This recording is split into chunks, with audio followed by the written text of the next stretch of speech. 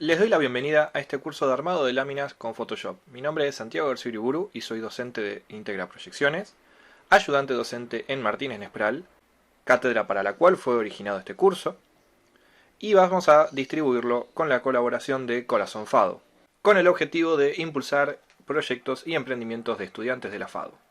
Ante todo, espero que disfruten este curso y les sea de suma utilidad. En este momento están viendo en pantalla un índice minuto a minuto de todo este curso con todas las herramientas que vamos a estar viendo. Sin más preámbulos, vamos a empezar. Lo primero que vamos a hacer es crear un archivo nuevo dentro de Photoshop. Para eso vamos a abrir el programa y nos vamos a ir a Nuevo. Dentro de Nuevo se nos abre este menú, donde nosotros vamos a poder elegir la unidad de medida de nuestra lámina, las medidas. Yo por ejemplo voy a crear ahora una lámina de un ancho de 90 centímetros y una altura de 50 centímetros. Podemos elegir si esta orientación es horizontal o vertical. E importante, vamos a definir la resolución de nuestro archivo. Acá viene una recomendación importante. Cuando nosotros estemos trabajando en esta resolución, yo les recomiendo manejar una resolución de entre 200 y 300 dpi o píxeles por centímetro. En caso de que su archivo sea muy grande o tenga mucho contenido, podemos bajar esta resolución hasta no menos de 150 dpi. ¿Por qué no menos de 150 dpi y quedarnos entre esos 200 y 150 como mínimo? Porque los plotters trabajan justamente con esta definición de píxeles. Para este ejemplo voy a poner 300. ¿Por qué me estoy excediendo con esta cantidad de definición? Porque de esta manera, nosotros cuando agrandemos y achiquemos imágenes, vamos a tener cierto margen para que el resultado final, al achicarlo y comprimirlo, todavía nos quede bien. Si nosotros no necesitamos un tamaño personalizado, podemos ir a la ventana de Imprimir y seleccionar alguno de los tamaños de hoja ya creados dentro de Photoshop. Nosotros, como decía, vamos a ir a crear un tamaño personalizado de 90 por 50 centímetros, con una resolución de 300 dpi. Hecho esto, le damos a crear y vamos a ver cómo se crea nuestra hoja dentro de Photoshop. Lo primero que vamos a hacer dentro de Photoshop para mayor comodidad es regular el zoom con rueda de desplazamiento, es decir, poder mover la ruedita del mouse y poder hacer zoom up y zoom down. Depende de la versión de Photoshop que tengamos instalada en este momento, nosotros vamos a poder o no hacerlo. En caso de no poder hacerlo ustedes, hagan lo que voy a hacer yo a continuación. Nos vamos a ir a Edición, Preferencias, abajo del todo, Generales, se nos abre este menú, y acá vamos a ir a Herramientas, y activamos Zoom con rueda de desplazamiento. En algunas versiones de Photoshop, en vez de ir a Herramientas, vamos a tener que ir a Espacio de Trabajo. Si tampoco les aparece acá, porque esto varía entre diferentes versiones de Photoshop, busquen entre estos menús y van a encontrarlo por acá. Hecho eso, le damos OK y ya estará habilitado el zoom con rueda de desplazamiento. Continuando con cómo nos vamos a mover dentro de Photoshop, nosotros podemos hacer zoom y movernos pulsando la barra espaciadora. Fíjense que aparece este simbolito de la mano y nos vamos a estar arrastrando por toda nuestra lámina. Otra herramienta de suma utilidad dentro de Photoshop es el uso de reglas. Para eso vamos a pulsar el comando Control R y vamos a ver cómo aparece en el costado izquierdo y arriba de nuestra pantalla una regla que nos dice cuánto mide nuestra lámina, siendo el punto cero de ambas reglas esta esquina de acá, la esquina izquierda superior. Con estas reglas nosotros lo que podemos hacer es clic sostenido sobre una de ellas, arrastramos hacia la lámina y vamos a poder generar lo que se llama una guía, que sería esta línea color cian, tanto en vertical como en horizontal. Si nosotros empezamos a colocar estas guías, vamos a ver que se están colocando de manera muy imprecisa.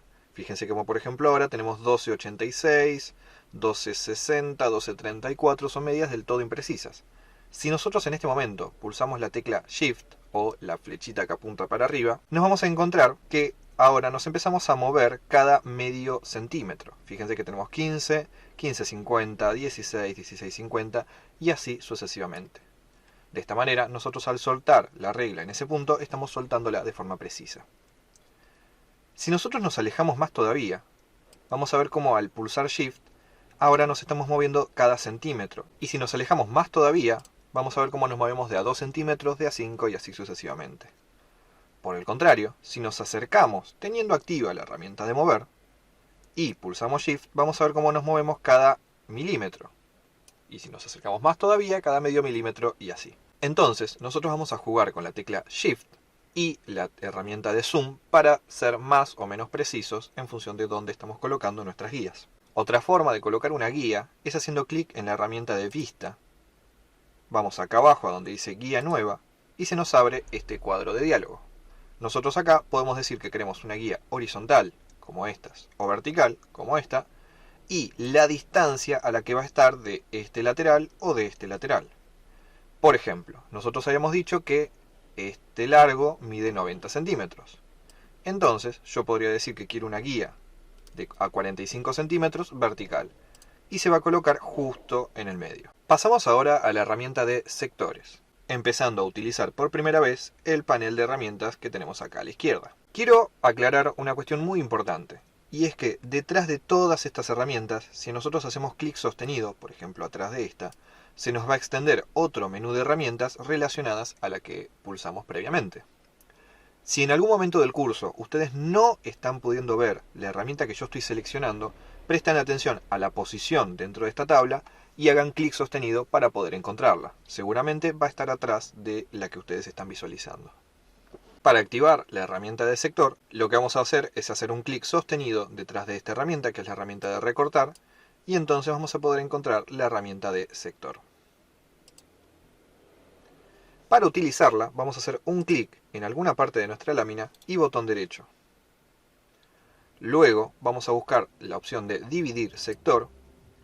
Luego se va a abrir esta ventana o cuadro de diálogo y nosotros vamos a poder decirle a Photoshop que queremos dividir horizontalmente en dos espacios, por ejemplo, y se nos crea un espacio acá arriba y otro abajo, y verticalmente, por ejemplo, en 5 espacios, y se nos crean 5 espacios acá. Nosotros podemos hacer clic en OK, seleccionar este otro espacio, botón derecho dentro de él, y dividir de nuevo este espacio. Y de esta manera, crear subdivisiones adentro de cada uno de estos espacios. De esta manera, podemos sectorizar nuestra lámina rápidamente para dejar lugar para cada obra o cada vista que vayamos a necesitar dentro de la misma. Todas estas líneas que nosotros estamos viendo en color azul o en color cian son líneas auxiliares que no van a salir dentro de la impresión. Si nosotros en algún momento queremos dejar de ver estas líneas o estos gráficos para poder ver la lámina de forma más clara, podemos pulsar el comando Control H y dejamos de verla viendo solamente el contenido de nuestra lámina. Sigamos personalizando nuestro espacio de trabajo. Ahora nos vamos a concentrar en este panel que tenemos a la derecha. Dentro de este panel hay algunas herramientas que por defecto aparecen y quizá no son tan útiles. Si, por ejemplo, queremos sacar el panel de biblioteca, basta con desplazarlo hasta afuera y hacer clic en esta crucecita. Luego podemos buscar las líneas divisorias entre estos paneles y hacer que determinados paneles sean más chicos o más grandes. Yo les recomiendo que en cuanto al espacio que le van a dar a cada uno de estos paneles, le den prioridad al panel de capas, ya que es de suma utilidad en el uso de Photoshop.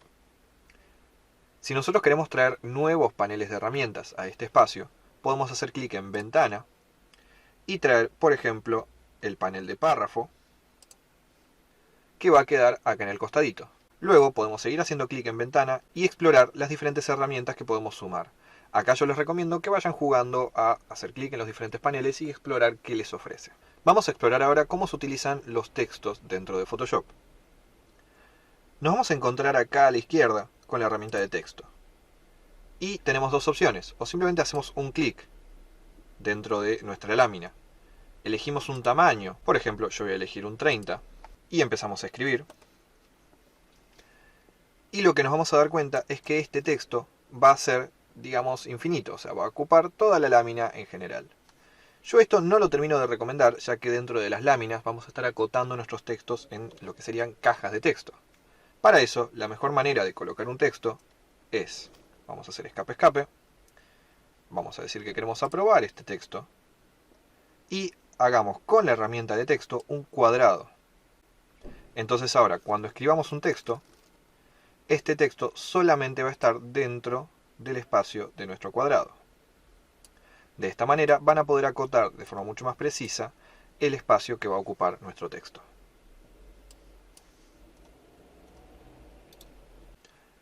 Tenemos este ejemplo de un texto ya creado. Todavía estamos dentro del cuadro de texto, Para poder salir, lo que vamos a hacer es Control, Enter, y de esta manera salimos del cuadro de texto. Si queremos volver a entrar, vamos a seleccionar la herramienta de texto y vamos a hacer un clic en cualquiera de las palabras que componen a ese cuadro de texto. Para poder editar el texto, lo que vamos a hacer es lo siguiente. Si queremos cambiar el tamaño del recuadro, entramos al texto y simplemente hacemos clic sostenido en cualquiera de estos puntos y vamos a poder cambiar el tamaño del recuadro y el texto se va a adaptar. Cuando el texto no pueda entrar adentro del cuadro de texto, simplemente va a quedar oculto. Para eso nosotros tenemos que agrandar de nuevo nuestro cuadro de texto. Para hacer cambios en el formato del texto, o en el tamaño, o en la tipografía, lo que vamos a hacer es seleccionarlo y cambiar, por ejemplo, su tamaño, o cambiar la tipografía.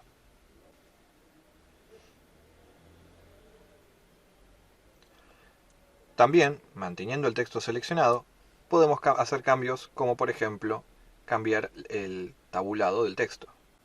En caso de querer hacer modificaciones en nuestros textos, también podemos simplemente seleccionar la capa del texto, que la vamos a encontrar acá, en el panel de capas, y empezar a hacer este tipo de cambios. Por ejemplo, hacer un clic acá o acá para cambiar la tabulación. O, manteniéndolo seleccionado, podemos cambiar de nuevo la tipografía de nuestro texto.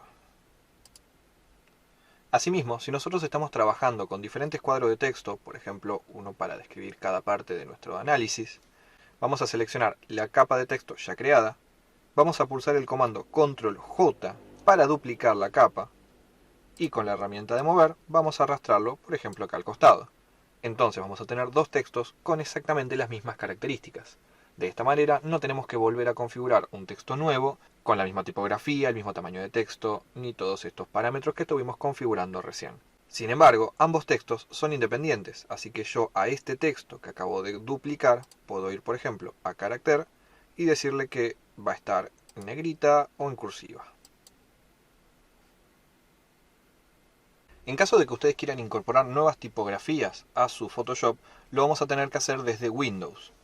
Para eso vamos a buscar las tipografías o fuentes que nosotros hayamos descargado de internet o que nos hayan pasado, las vamos a seleccionar, vamos a buscar en la lupita fuentes.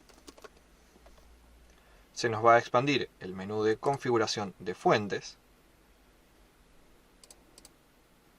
Y ahora lo que vamos a hacer es arrastrar la o las fuentes que queramos seleccionar a este cuadro de diálogo. En mi caso, estas fuentes ya están instaladas, así que le voy a decir que no quiero cargar estas fuentes, pero ustedes simplemente le dan que sí y cargan las nuevas fuentes.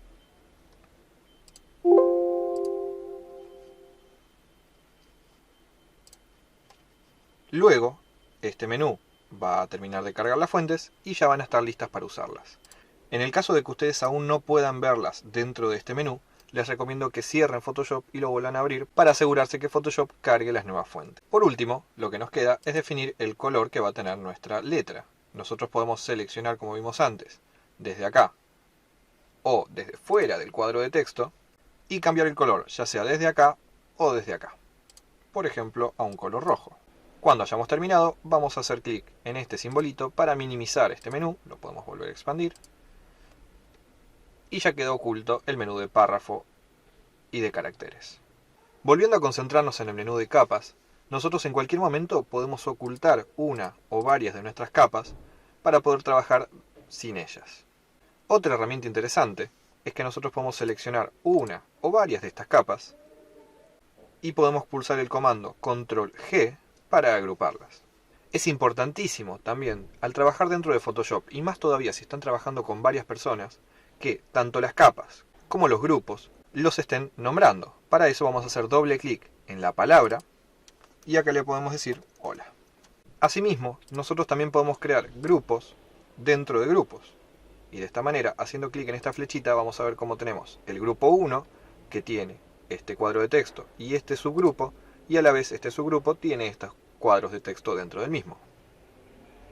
Nosotros podemos ocultar tanto el grupo entero como los elementos que están dentro de cada uno de los grupos. Otra opción interesante es la de poner color sobre el ojito de cada una de estas capas para poder identificarlas más rápidamente. Para eso vamos a hacer un clic sobre la capa para seleccionarla y vamos a hacer botón derecho sobre el ojito. Luego vamos a seleccionar acá el color que más nos guste. Por ejemplo, voy a poner un rojo para el cuadro de texto que está en color rojo. Asimismo, si ustedes seleccionan el grupo y cambian el color del ojo del grupo, van a cambiar el color de todos los elementos que están dentro del grupo. Veamos ahora cómo incorporar nuevas imágenes que hayamos descargado de internet o que hayamos generado nosotros mismos dentro de Photoshop. Para eso vamos a abrir la carpeta a donde se encuentre nuestra imagen y vamos a seleccionar con cuadrado seleccionador o simplemente con un clic la o las imágenes que queramos incorporar. Por ejemplo, voy a venir a esta carpeta y voy a incorporar todas estas imágenes. Las selecciono y las arrastro dentro de nuestra lámina. Fíjense que aparece un cuadrado blanco alrededor de la lámina en la cual se van a insertar. Acá viene un factor muy importante. Cuando nosotros estamos trabajando sobre una lámina grande, no vamos a tener ningún problema, porque la imagen va a ser más chica que la lámina donde estamos incorporándola. Entonces, este cuadrado de tamaño va a tener el tamaño original de la imagen. Esto es muy importante cuando estamos trabajando con imágenes que tienen una escala determinada. Nosotros acá lo único que tenemos que hacer es Enter para colocar las diferentes imágenes, asegurándonos que acá arriba diga que la imagen se está colocando en 100%. En este caso, por ejemplo, incorporamos una serie de imágenes con una escala determinada de edificaciones egipcias para poder hacer una comparativa de sus tamaños. Si estas imágenes las hubiéramos incorporado en una lámina más pequeña, nos hubiéramos encontrado con el siguiente problema. Voy a crear un archivo nuevo para mostrarles este ejemplo. Voy a ir a Archivo, Nuevo, y voy a crear una A4, que sería un tamaño de hoja bastante chico. Acá es donde viene el problema. Fíjense que aparentemente la imagen se incorpora bien, pero en realidad se está adaptando al tamaño máximo de la hoja. Y acá nos dice que se está incorporando a un 44% de su tamaño real. Entonces nosotros vamos a bloquear, antes de pulsar Enter, este simbolito, y vamos a cambiar este porcentaje por un 100%. De esta manera se va a estar incorporando nuestra imagen en su tamaño real. Vamos a repetir este proceso con todas las imágenes que queramos que se incorporen en su tamaño real. Luego, si no estaban entrando bien en la lámina, podemos seleccionar todas las imágenes, pulsar el comando Control T para realizar una transformación en su tamaño, y ahora, por ejemplo, reducir todas al 40%. Pero de esta manera estamos reduciendo todas de forma uniforme. Entonces, siempre van a estar manteniendo la misma proporción de escala. Volviendo a la lámina que estábamos trabajando recién. Nosotros ahora tenemos estas 5 imágenes incorporadas, pero se colocaron en cualquier parte de nuestro espacio de trabajo. Yo acá lo que les recomendaría sería, si todas estas imágenes van a estar trabajando agrupadas, las seleccionamos, pulsamos Control G y las sacamos fuera de este grupo original que era de textos. Luego podemos seleccionar la herramienta de mover. Les recomiendo siempre tener desactivada la selección automática acá arriba a la izquierda, porque si no, cuando hacen clic, por ejemplo, sobre este texto, automáticamente seleccionan el texto. Así que deshabilitamos esa opción y seleccionamos el grupo que corresponde. Y ahora fíjense lo fácil que es desplazarlo. Estamos desplazando, como les decía, todas las imágenes en simultáneo. Yo ahora puedo expandir el grupo, seleccionar por ejemplo la imagen 1 y desplazarla. Seleccionar la imagen 2 y desplazarla a otro punto. Y así sucesivamente con todas las imágenes. Trabajar con imágenes como esta puede llegar a ser muy fácil, porque a fin de cuentas son imágenes en muy alta calidad desarrolladas para una lámina de estas condiciones. Pero nos podemos llegar a encontrar con imágenes como por ejemplo esta de acá, que es también una planta de un templo egipcio, pero en muy mala calidad descargada de internet. Lo vamos a colocar por ejemplo acá, y lo vamos a sacar de este grupo. Ahora, fíjense las diferencias que nos encontramos entre estas dos imágenes. Primero que nada, todas las imágenes que están dentro del grupo 2, fíjense que son transparentes. Solamente lo que tiene color es opaco, y todo lo demás es transparente, por lo que podemos jugar mucho más fácilmente con este tipo de imágenes. Sin embargo, acá nos encontramos con que esta imagen tiene un fondo blanco que tapa todo aquello que tenga abajo. Además, si empezamos a hacer zoom, nos encontramos con que hay un montón de texto y un montón de elementos que pueden llegar a no interesarnos.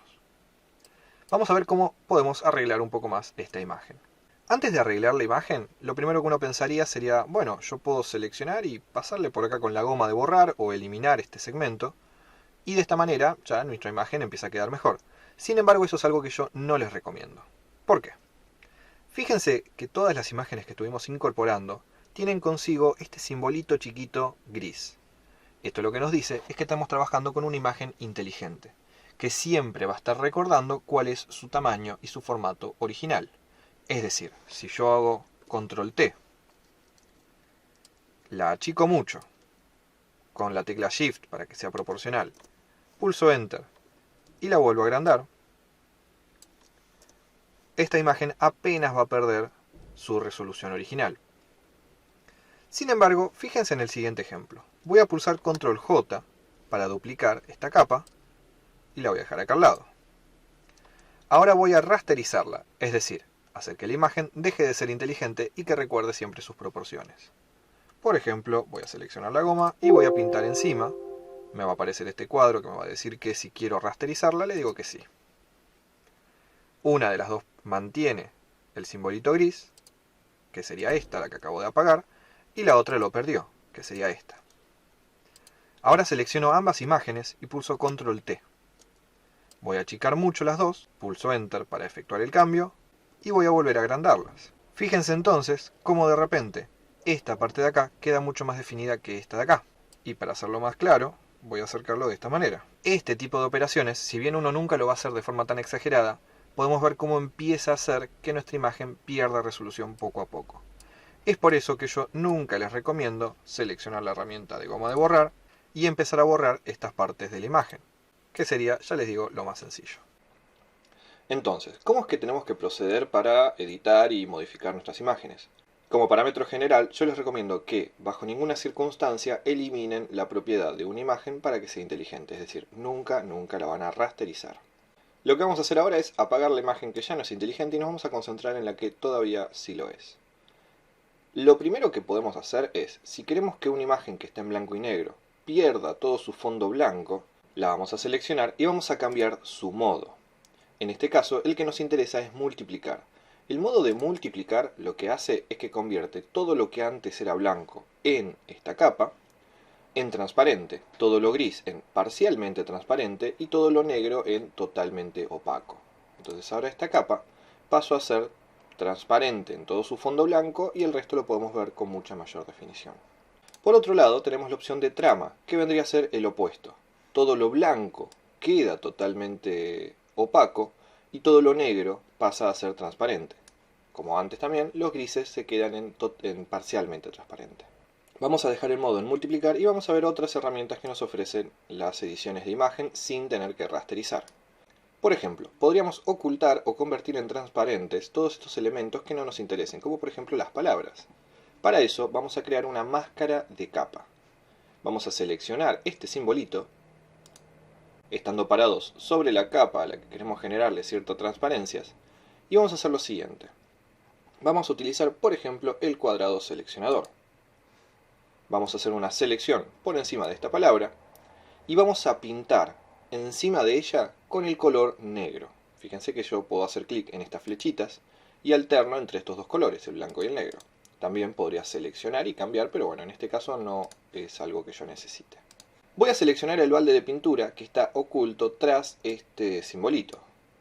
Hago clic sostenido y selecciono el bote de pintura. Ahora voy a pintar y fíjense cómo esta palabra desapareció.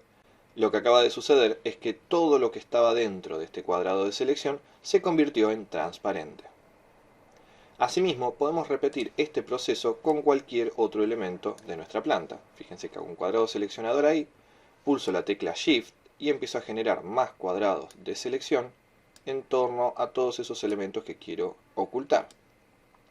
Cuando termino de generar todos los cuadrados de selección, vuelvo a seleccionar el balde de pintura, pinto sobre uno de ellos estando parado en la capa de máscara de capa y teniendo el color negro seleccionado y automáticamente todos ellos desaparecen. Ahora, ¿por qué hacer esto en vez de usar la goma de borrar?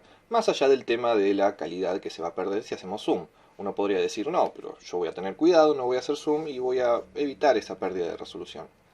La ventaja que tiene esta herramienta es que yo en todo momento podría hacer botón derecho, eliminar esta máscara de capa y todo esto vuelve a ser como era antes. O podría, voy a hacer un control Z, seleccionar el cuadrado de selección y decir, no, esta parte de acá, que yo sé que antes había una palabra, en realidad sí me sirve. Así que selecciono el balde de pintura, selecciono el blanco, que es el color que tienen que tener las cosas que sí se ven, y ahora esta palabra vuelve. Esto lo que me permite es que da igual hace cuánto yo hice esta modificación, en todo momento puedo jugar con los colores blancos y negros y hacer que esto vuelva a aparecer o no.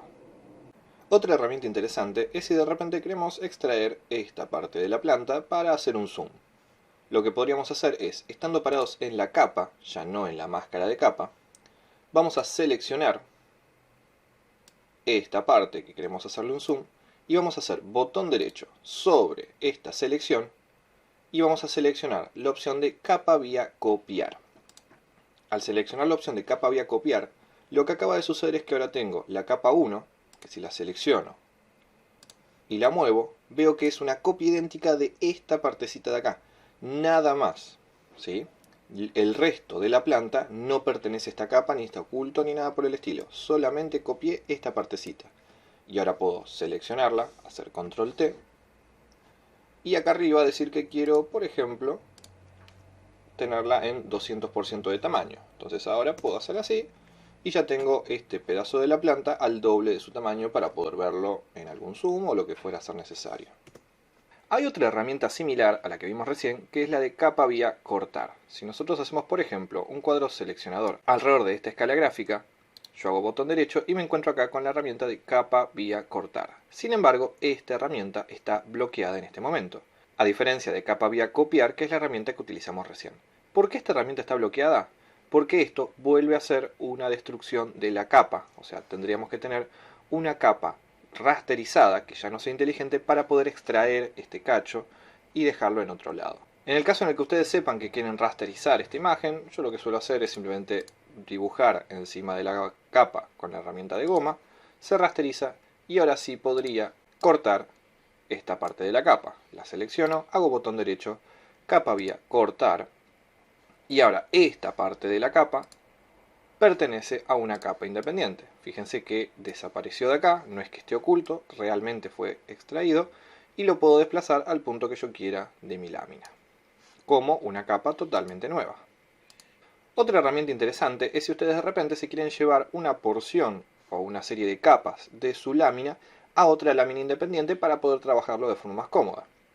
Por ejemplo, podemos seleccionar la capa grupo 2, hacer botón derecho y decirle que queremos duplicar grupo, que sería lo mismo en principio que hacer control J, pero nos aparece esta ventana y nos permite elegir otro documento al que llevar nuestras capas. Por ejemplo, yo le voy a dar clic a nuevo, podría poner un nombre, hola, le doy OK y se crea automáticamente un documento llamado hola con solamente estas capas.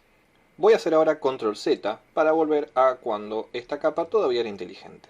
Y acá viene una salvedad importante. Si yo simplemente hago control Z, lo que va a estar pasando es que voy a ir un paso hacia adelante y un paso hacia atrás. Esto es así porque Photoshop está diseñado para diseñadores gráficos que de repente quieren comparar, por ejemplo, cómo se ve esta escala gráfica acá y después cómo se veía antes cuando estaba acá. Si nosotros queremos hacer varios pasos hacia atrás, lo que tenemos que hacer es control alt Z y así voy a poder hacer varios pasos sucesivos para atrás. Esto tiene un límite, a diferencia de como suele ser en otros programas, puesto que Photoshop utiliza mucha RAM. Entonces, el límite es hasta donde nuestra RAM es capaz de recordar lo que estuvimos haciendo en Photoshop. Por eso es importante siempre estar utilizando herramientas como la máscara de capa, por si no podemos hacer más control Z, poder recuperar lo que habíamos hecho previamente. Ahora voy a apagar la capa de textos y vamos a jugar un poco más con la herramienta de selección. Otra herramienta interesante a la hora de seleccionar es hacer clic sostenido sobre este polígono o este lazo y seleccionar la herramienta de lazo poligonal. Si nosotros, por ejemplo, queremos seleccionar solo este camino y ocultarlo, entonces lo que podríamos hacer es clic generando un polígono donde solamente esté esta geometría y fíjense, a la hora de cerrar este polígono yo tengo dos opciones. O me acerco hasta acá y me fijo que aparezca ese circulito al lado del icono, o estando por ejemplo parados acá, hago doble clic. De esa manera el polígono se cierra. Ahora me puedo parar acá en la máscara de capa y ocultar este camino, haciendo clic en el bote de pintura, color negro, y pinto. Otra cuestión interesante con respecto al cuadrado de selección es que yo puedo trazar un polígono y después sumar más geometría con la tecla Shift, que sería la flechita que apunta hacia arriba. Fíjense que ahora genero una nueva selección y estas dos selecciones se suman. Por otro lado, puedo hacer clic en la tecla Alt, hacer una nueva selección por dentro o por fuera de la misma y esta selección se resta. Cuando quiero cancelar esta selección, puedo hacer Control D y esta selección desaparece. Vamos a ver ahora la herramienta de pincel. La herramienta de pincel nos la encontramos acá arriba. Si ustedes no la ven, recuerden hacer clic sostenido y seleccionar la herramienta de pincel. ¿Cómo utilizar esta herramienta? Primero que nada, vamos a hacer botón derecho sobre la lámina y vamos a aumentar el tamaño de lo que sería nuestra punta del pincel. Fíjense que cuanto más lo agrandamos, mejor vamos a ver el tamaño de nuestro pincel.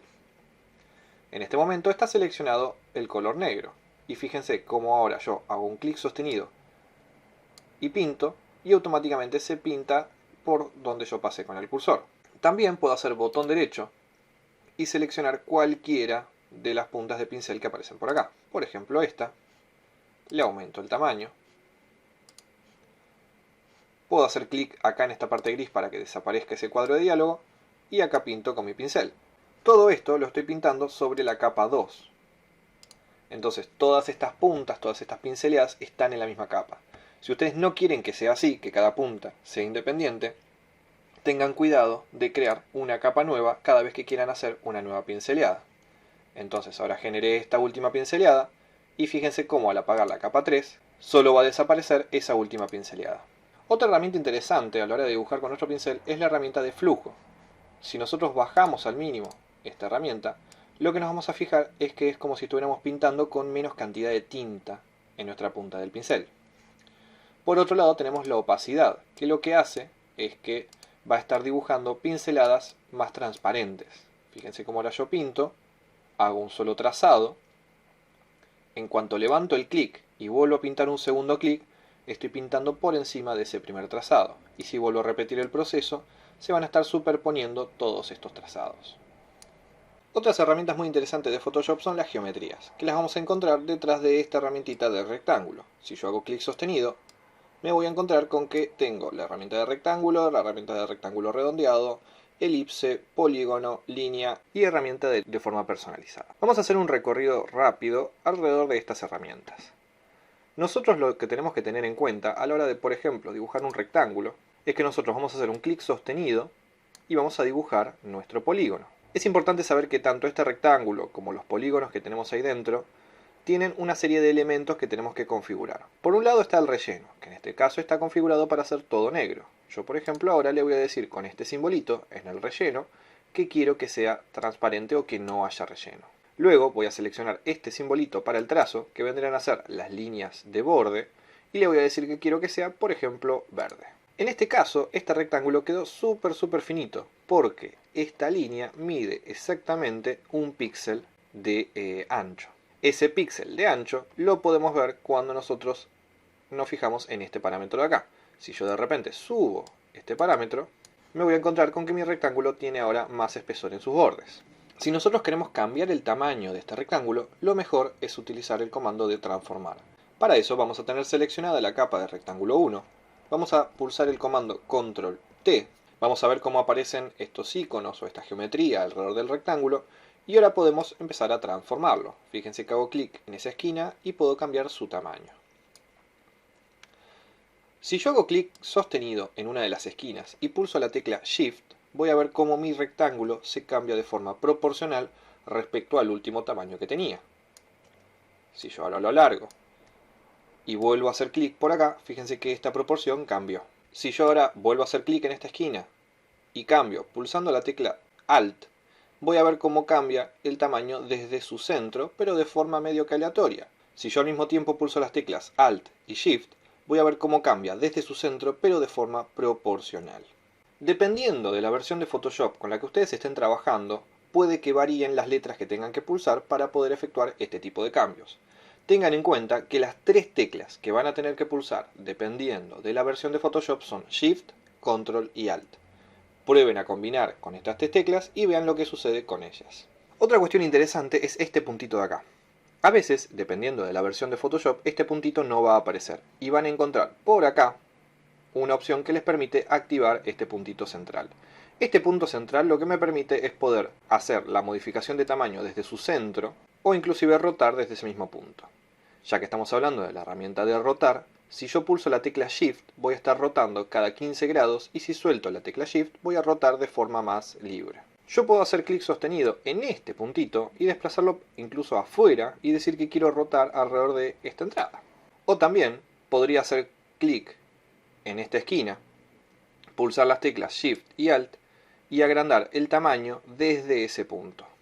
El resto de esta geometría funciona de una manera muy similar. Otra herramienta interesante es la herramienta de pluma. Yo les recomiendo que antes de seleccionar la herramienta de pluma, creemos una nueva capa, seleccionamos la herramienta de pluma y vamos a seleccionar acá la herramienta de forma. Luego tenemos la opción de definir que esta herramienta de pluma sea solo un contorno lleno o mejor las líneas. Yo les recomiendo trabajar con la pluma con el trazado, así que vamos a decir que no queremos relleno y que queremos un trazado, por ejemplo, rojo. Por último, también vamos a agrandar un poco su ancho de píxel. Por ejemplo, lo vamos a dejar así. Ahora vamos a dibujar con nuestra pluma. Para dibujar con la pluma, simplemente hacemos clic en un punto. En el segundo clic vamos a hacer un clic sostenido. Y fíjense cómo se empieza a trazar este arco continuo, que va a depender siempre de lo que ya se había dibujado previamente. Ahora voy a hacer otro clic sostenido por acá, dibujo este arco así, así y así. Nosotros podemos dejar este arco que empiece en un punto y termine en otro punto diferente, o podemos terminar uniéndolo en el mismo punto. Cuando hayamos terminado, podemos pulsar la tecla Enter y nuestro arco se termina. Si queremos hacer una modificación sobre este gráfico, podemos pararnos en la capa de esta forma, pulsar la tecla Control estando parados con la herramienta de pluma y seleccionar este polígono. Luego, manteniendo la tecla Control, podemos mover estas líneas directrices de cada una de las curvas.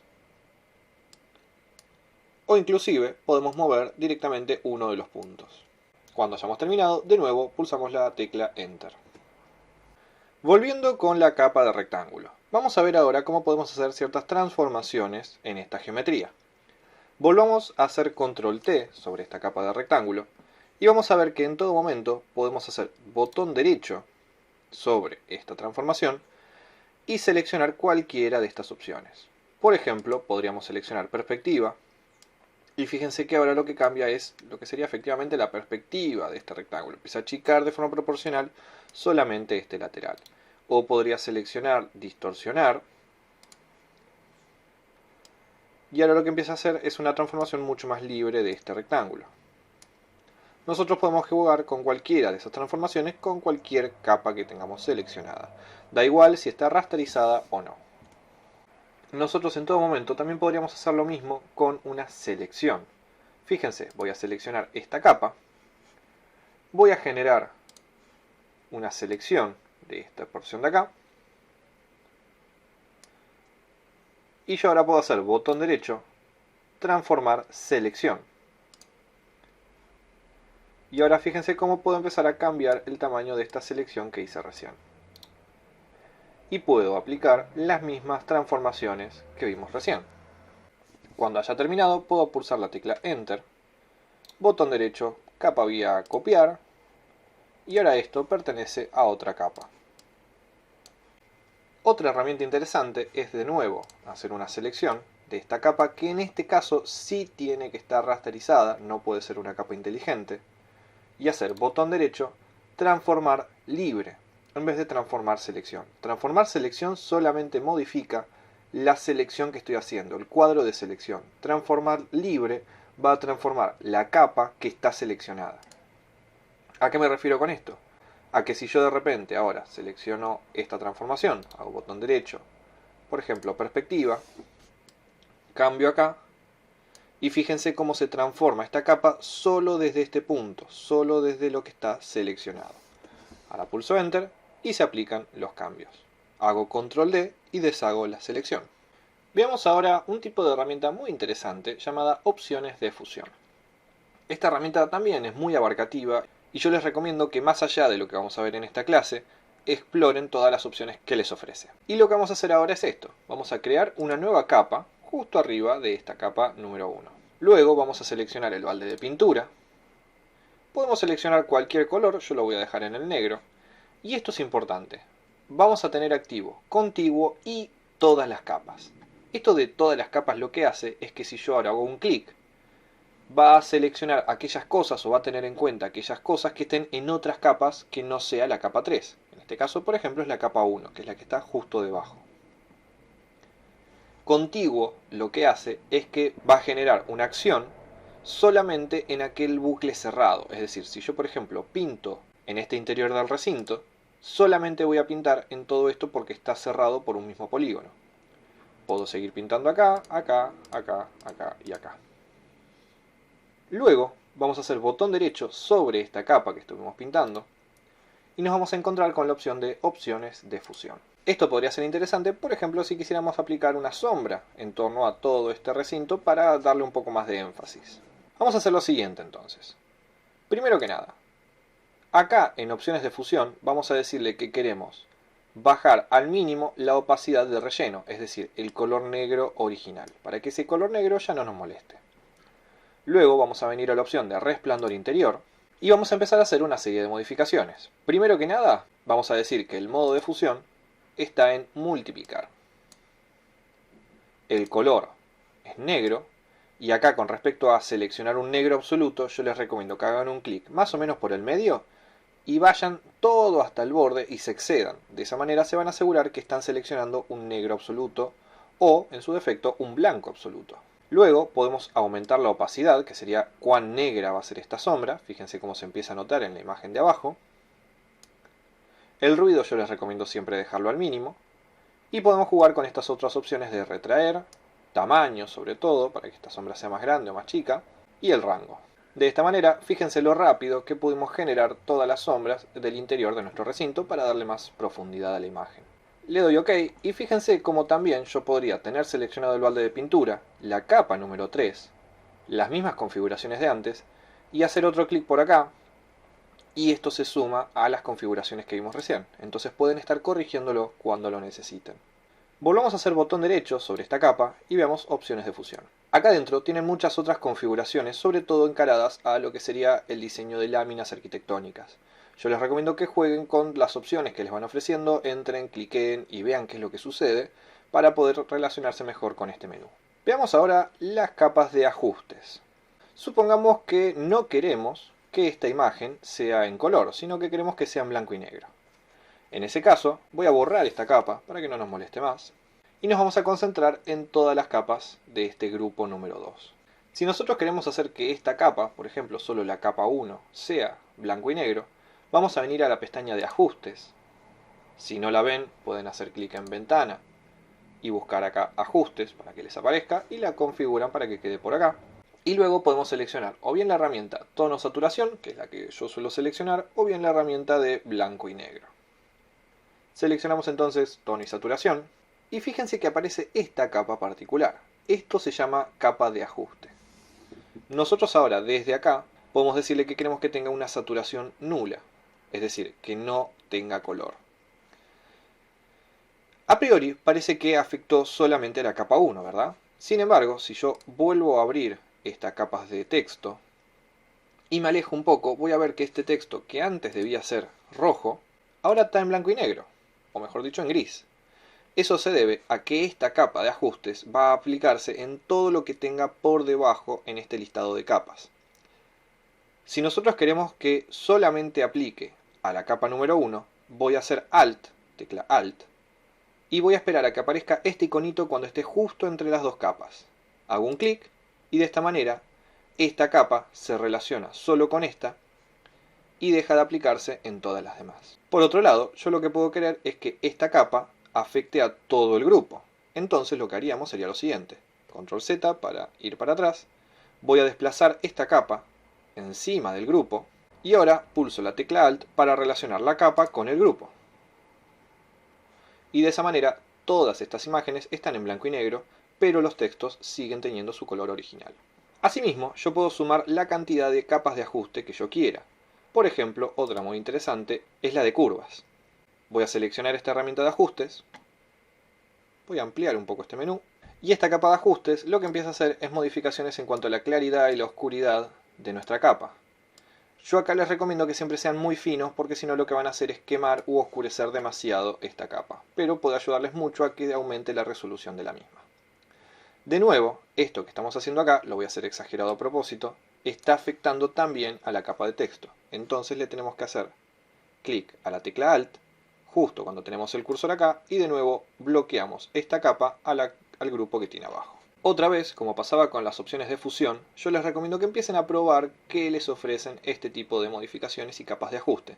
Siempre recordando hacer Alt para relacionar la capa correspondiente con su grupo o lo que quieran modificar. Ya vimos todas las herramientas necesarias para poder generar una bella lámina como esta. Lo que vamos a ver ahora es cómo cambiar el tamaño en caso de que nos haya quedado demasiado grande o demasiado chica, o tengamos que hacer algunos ajustes ya encarando el procedimiento final de pasar esta lámina a el archivo final, que puede ser un JPG, PNG o PDF. Vamos a hablar dentro de un ratito qué es cada uno de esos formatos. Concentrándonos en el tamaño de la lámina. Para cambiar el tamaño de lámina sin cambiar el tamaño de los gráficos, lo que vamos a hacer es irnos a Imagen, Tamaño de lienzo, y nos vamos a encontrar con esta ventanita. Nosotros acá, por ejemplo, le podríamos decir que queremos aumentar la altura de 50 a 60 centímetros. Si en este momento hacemos clic en OK, lo que va a suceder es que va a crecer 5 centímetros para arriba y 5 centímetros para abajo. Si yo solamente quiero que crezca hacia abajo, voy a hacer un clic acá para decir que este es el punto fijo y que quiero que crezca solo en esta dirección. Hago clic en OK y vamos a ver el cambio. Fíjense entonces cómo tenemos 90 centímetros de ancho y 60 centímetros de alto. Si yo por otro lado lo que quiero es cambiar todo el tamaño de mi lámina de forma proporcional porque siento que me quedó la letra demasiado grande igual que todos los gráficos y quiero reducirlo a la mitad o al doble, esto es perfectamente aplicable en ambos sentidos, lo que voy a hacer es ir a Imagen, Tamaño de imagen en vez de lienzo. Tamaño de lienzo vendría a ser solamente lo que es el papel en blanco sobre el que estamos dibujando. Tamaño de imagen va a cambiar el formato de absolutamente todo. Es acá donde yo les recomendaba trabajar con un tamaño de resolución excesivo, en este caso 300, por una cuestión de que si ustedes necesitan ahora agrandar todo esto, ya tienen un margen de píxeles extra como para poder estar holgados. Por ejemplo, vamos a hacer el caso de querer achicar todo esto a la mitad. Si yo acá, donde pone 90, cambio a 45, automáticamente va a bajar la altura a 30 porque esto estaba bloqueado. Yo podría haber hecho clic en este simbolito para desbloquearlo y lo que va a pasar es que me cambia la proporción. Ojo con eso, porque si de repente yo cambio la proporción de esto, puede que esta imagen quede más alargada o más angosta. Hacemos clic en OK y vamos a ver cómo procede a hacerse la transformación. Básicamente lo que vamos a ver es cómo nuestra lámina pasa a medir 45 centímetros de ancho y 30 centímetros de alto y todas las imágenes también se reducen a la mitad de su tamaño. Recomendaciones de cara al formato final de entrega de una lámina generada con Photoshop. Como mencionaba recién, vamos a exportar esta lámina a un formato final que nos va a servir tanto para entregas digitales como para mandarlo a imprimir. Estos archivos generados en Photoshop pueden llegar a ser muy pesados, entonces vamos a ver dos cosas que recomiendo hacer siempre con las láminas de Photoshop para que sean archivos mucho más ligeros. Primero que nada, en este punto en el que estamos ahora, en el que nuestra bella lámina está terminada, vamos a hacer un control S y vamos a guardar el archivo. Si no lo habíamos guardado previamente, acá nos va a aparecer una ventana donde nos va a preguntar dónde y con qué nombre va a caer nuestro archivo. Una vez guardado este archivo, yo les recomiendo hacer clic en Archivo, Guardar como, y lo vamos a guardar como un nuevo archivo que va a estar para la impresión. Esto es auxiliar, no es necesario que lo hagan siempre, pero lo que estamos a punto de hacer va a perder todas estas capas, entonces si llegásemos a guardar cuando ya perdimos todas las capas, puede llegar a generarle problemas a futuro.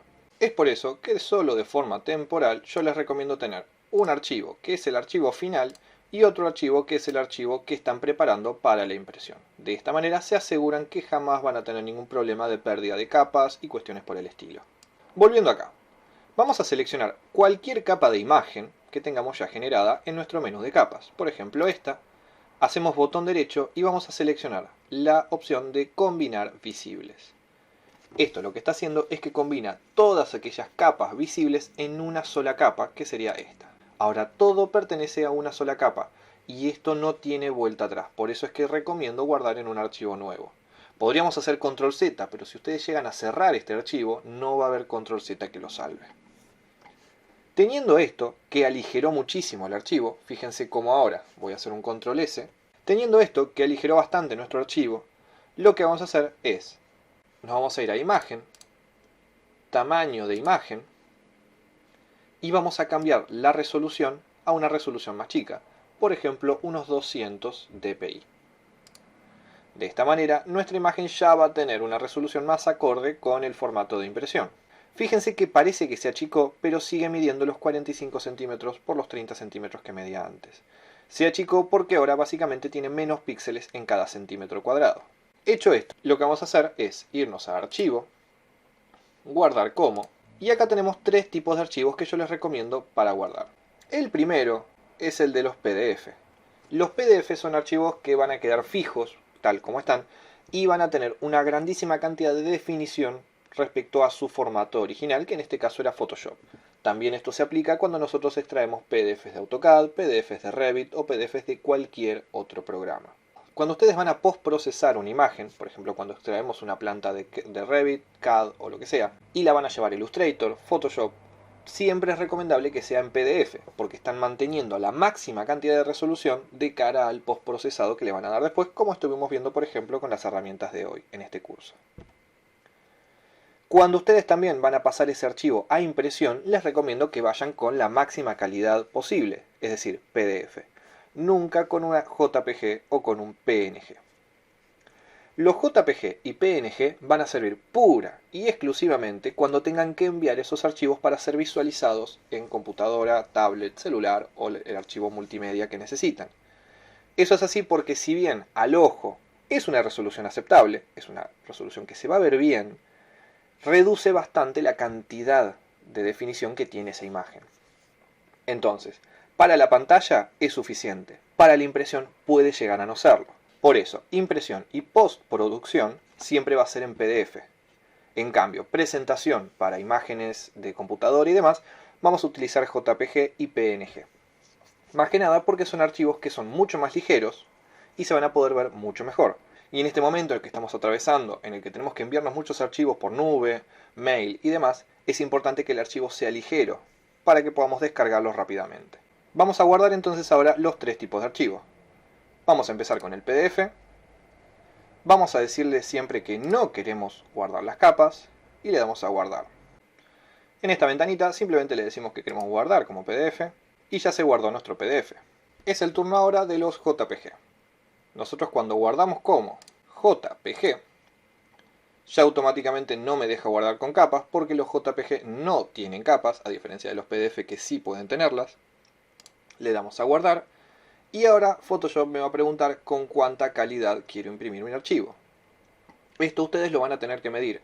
A veces archivos muy grandes, si los imprimimos en máxima calidad, pueden no ser soportados por los reproductores de imagen, es decir, por programas como Picasa o el reproductor de Windows 10, etcétera, etcétera.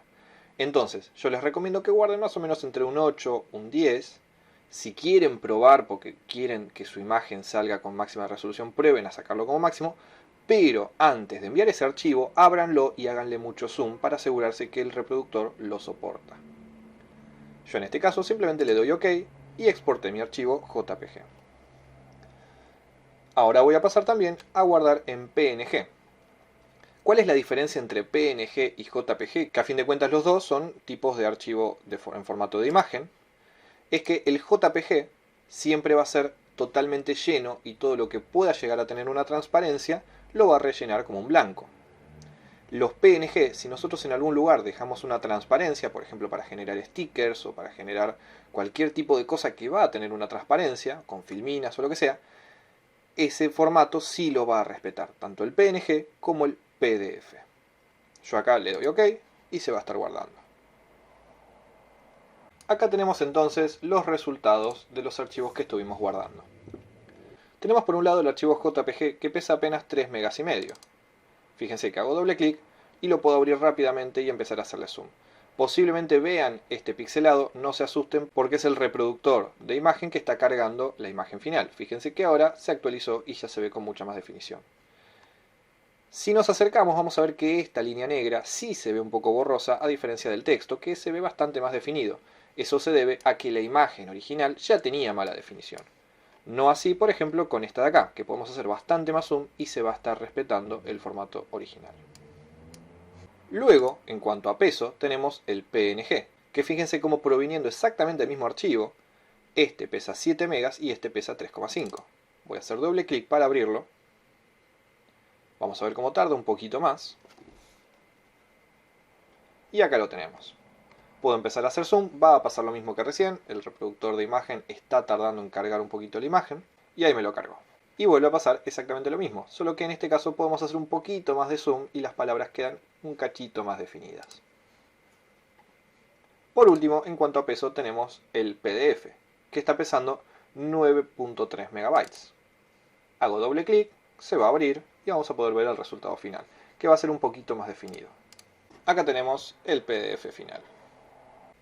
En conclusión, yo lo que les recomiendo es trabajar con archivos PDF para las impresiones, como les recomendaba recién, y para las entregas digitales, yo les recomiendo un PNG o JPG. Igualmente, siempre terminen de consultarlo con sus docentes que les van a decir exactamente qué tipo de archivos les es más cómodo recibir. Espero que este curso les haya sido de utilidad y recuerden que pueden contar conmigo para cualquier consulta sobre el programa en cuanto a cómo generar cualquier tipo de contenido. Nos vemos en clase.